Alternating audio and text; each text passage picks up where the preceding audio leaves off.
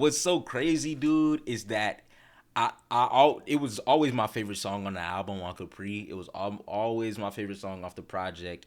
Even when we completed it, before we put it out, I was like, that's my favorite song. I think it was also the best validation for me, especially when it came to my music, because I totally understood how people are going to react to certain things, certain phrases, how you phrase it, everything like that. The whole process was amazing, bro. I love this song. If you haven't heard it yet, then you might as well go listen to it right now.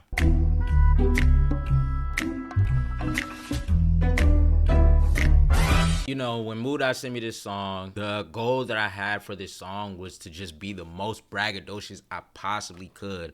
Come off the most confident, come off the most bombastic, and just hone in on that and completely just go off. Like, I just wanted to completely rap. I felt like the instrumental was so beautiful that it just made me like, nah, I gotta come off crazy. Easy, you know what I'm saying? You corny bitches need to find a hobby. That to me is like the most standout bar in the whole song, but mostly because it's the hook bar. I listened to this interview with Nipsey Hussle. We was talking about just like punchlines and hook lines, which hook line basically is the first line of your verse, first line of the song, whatever. A lot of people usually what they do is they use a really dope punchline to start off their song or their verse. Off rip, what Nipsey Hussle basically was saying was, instead of using a punchline, which sometimes could go over people's heads, sometimes,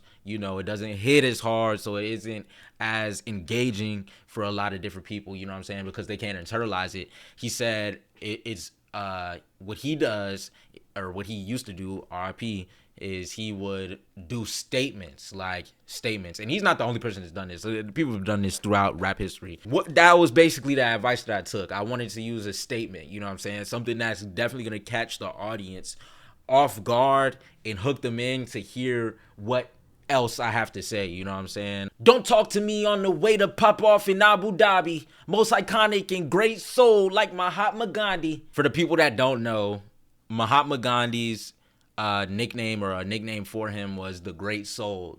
So that's just the explanation behind that bar. Sometimes the comments say Marty be kinda cocky. What can I say? I'm on fire like Ricky Bobby. Dude, honestly, when I first wrote that bar, bro, it was like, I was so proud. I'm not gonna lie. That's another thing about this song in terms of the confidence and everything, bro, because I was so proud of that bar. You know, if you've seen Talladega Nights, you do know. If you're a Will Ferrell fan, you have to know. I'm on fire. I'm on fire. Not really pride, just realize that only God can stop me. And I'm on his team, so it's squad versus everybody. Surrounded by some kings, so I know the posse got me injured. Stones, murdered rocks, and made medicine sick.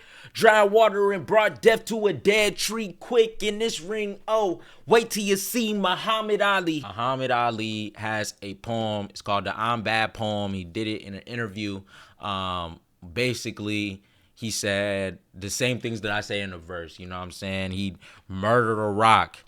He wrestled with alligators, you know, he did all this crazy things. And Muhammad Ali is known and very famous for how confident he was in his craft and just boxing, how he would talk during the fight, before the fight, after the fight. So I wanted to, you know, just hone in on that type of energy for the song, because once again, that was the whole idea behind it, is just to be as braggadocious, as confident, and come off as confident as possible. You know I'm bad. Said it just like Michael Jackson back then. I know who laughed. Same one's trying to stay attached like I wouldn't notice that. Let me be, I'm building my wealth. Cause when no one else believed, I still believed in myself. Deek. Yeah, ultimately, bro, what I want people to take away from this song is just believing in yourself. You know what I'm saying? That's why the song is called Just a Little Faith, because you put just a little faith in God and just a little faith in yourself, man, you can do great things. And once you see the results, once people see the results of that, it's only going to grow and stretch their faith, increasing your life, increasing the results, increasing just everything, accolades, everything. You know what I'm saying? I'd also attribute that to why that is one of me and Mudai's most popular songs and our most popular song on Spotify. You know what I'm saying? Because it just gives people that type of feeling.